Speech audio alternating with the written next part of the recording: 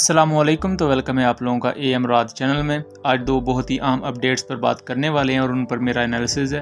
पहली कि Sudan J-10 aircraft लेने जा रहा है, लेकिन इस पर बात ये नहीं करूँगा क्योंकि ये अपडेट तो आपने सुन ली है। इस पर बात मैं ये करूँगा कि सूडान को ज़रूरत क्यों है J-10 की। और दूसरी, ईरान और तालिबान आमने सामने आए हैं सीस्तान के इलाके में। लेकिन वीडियो में आगे बढ़ने से पहले आप चैनल को सब्सक्राइब कर लें एंड हमारी वीडियोज़ को शेयर कीजिएगा। सबसे पहली अपडेट की तरफ आएँ तो चाइनीज़ मैगज़ीन मज़कर सबसे पहले ये चीज़ क्लेम करती है कि सूडान चाइना से J-10 एयरक्राफ्ट लेने पर रजामंद है। उसमें काफ़ी दिलचस्पी का इजहार किया है। उसके बाद चाइनीज़ मीडिया भी इसे रिपोर्ट करता है। उस वीडियो को तो मैं नहीं दिखा सकता कॉपीराइट क्लेम्स की वजह से, लेकिन उसके स्क्रीनशॉट्स आप इस वक्त देख सकते हैं। लेकिन यहाँ एक चीज़ हमें समझने की ज़रूरत है कि सूडान जैसा मुल्क J-10 एयरक्राफ्ट में इस वक्त दिलचस्पी का क्यों इजहार कर रहा है, जबकि उसके करीब के ममालिक रशिया के बहुत करीब हैं। इवन कई रशियन कंपनीज सूडान में काम कर रही हैं। और सूडान की एयरफोर्स को देखा जाए तो उनके पास भी इससे पहले सब के सब रशियन जहाज़ ही हैं। सूडान के पास इस वक्त तकरीबन 11 MiG-29 हैं, 3 MiG-23 जहाज़ हैं, 4 की तादाद में MiG-21 है, Su-24 हैं 12 की तादाद में, और चाइनीज़ Q-5 एयरक्राफ्ट हैं 20 की तादाद में। Q-5 या ननचंग A-5 वही जहाज़ हैं जो पाकिस्तान के पास 40 से 50 की तादाद में मौजूद थे और पाकिस्तान ने उन्हें 2010 में रिटायर कर दिया था और उनकी जगह JF-17 थंडर्स को ले आया था। अब ज़रा सूडान के मोहल्ले वकू को देखा जाए तो सूडान का जो एरिया है वो 1.8 मिलियन किलोमीटर स्क्वायर के आसपास है। पाकिस्तान से तकरीबन 2 से 2.5 गुना बड़ा ये मुल्क है, यानी कि इनको बड़े जहाज़ चाहिए। लाइट कॉम्बैट एयरक्राफ्ट का यहाँ काम नहीं है।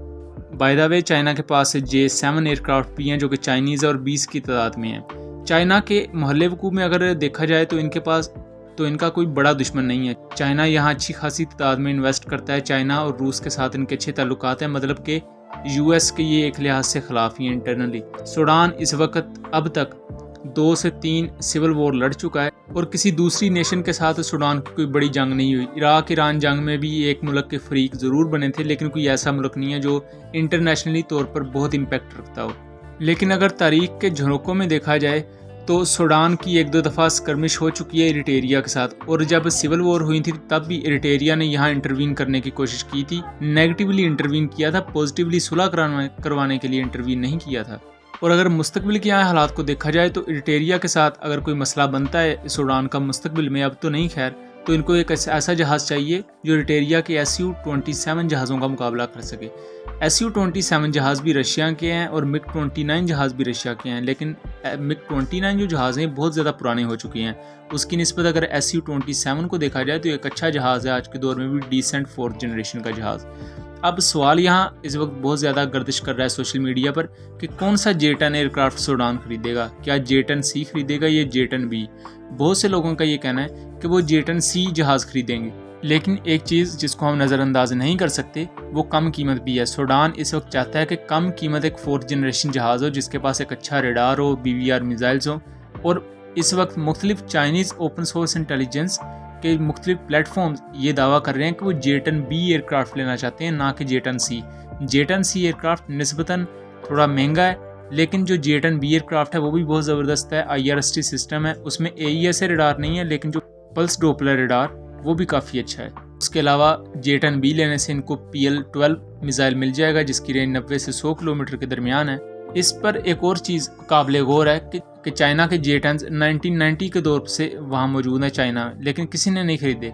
जैसे ही 2021 में पाकिस्तान एयरफोर्स के पास J-10C आते हैं, उसके फ़ौरन बाद ही जो बाकी ममालिक हैं वो भी J-10 एयरक्राफ्ट की तरफ मुतवज्जा होते हैं। तो यहाँ एक चीज़ हमें क्लियर होती है, अगर कोई पावरफुल फोर्स एक जहाज़ या कोई भी वेपन उसे खरीदती है तो बाकी मुल्कों पर भी उनका इम्पैक्ट बनता है, क्योंकि पाकिस्तान एयरफोर्स दुनिया की 6ठी बड़ी एयरफोर्स है। और चूँकि पाकिस्तान ने J-10C को ख़रीदा है तो ज़ाहिरी बात है जो दूसरे ममालिक हैं उनके भी ज़हन में कहीं ना कहीं ये चीज़ होगी कि ज़रूरी पाकिस्तान ने एक एवेल्यूएशन के बाद इस एयरक्राफ्ट को अपने लिए क्लियर करार दिया है, और उसी के चलते सूडान ने भी इसमें दिलचस्पी का इजहार किया है। दूसरी अपडेट की बात करें जिस मुस्तकबिल में तल्लक हमारे पाकिस्तान से भी है, सीस्तान का इलाका जो पाकिस्तान, अफ़गानिस्तान और ईरान के साथ मिलता है। यहाँ अफ़गानिस्तान के तालिबान और ईरानी फ़ौज इनकी झड़पें होना शुरू हो गई हैं कल के दिन, यानी 1 अगस्त से। कल ही एक वीडियो भी वायरल हुई जिसमें बख्तर शिकन गाड़ियाँ, जिन्हें हम इन्फेंट्री व्हीकल्स कहते हैं, वो ईरानी मिलिट्री सीस्तान के बॉर्डर पर लेकर जा रहा था। और कल ही के दिन उन्होंने मुख्तलिफ आर्टिलरी के ज़रिए शेल भी फायर किए तालिबान पर, और तालिबान का रिपोर्टेडली एक सोल्जर उसे जान से हाथ धोना पड़ा है। इससे पहले भी कुछ क्लैशेस रिपोर्ट हुए थे और तब ईरान ने अपने टैंक्स तक को डिप्लॉय किया था, और ये बहुत ही ख़तरे की बात है क्योंकि खित्ता जो हमारा है वो इस वक्त किसी भी इंस्टेबिलिटी का मुतहम्मल नहीं हो सकता। ओवरऑल अगर दुनिया को भी देखा जाए तो पूरी दुनिया में इकनॉमिकली हालात बहुत ज़्यादा ख़राब चल रहे हैं। इसकी बड़ी वजह रशिया और यूक्रेन की जंग है और मुसलसल आए दिन चाइना और अमेरिका के दरमियान की चपकलिश। इस दौरान अगर हम ग्वादर की बंदरगाह को देखें और ईरान के जो बंदरगाहें हैं उनको देखें, अगर इन इलाकों में ही कोई इंस्टेबिलिटी होती है तो दुनिया पर उसका बहुत नेगेटिव इम्पैक्ट जाएगा।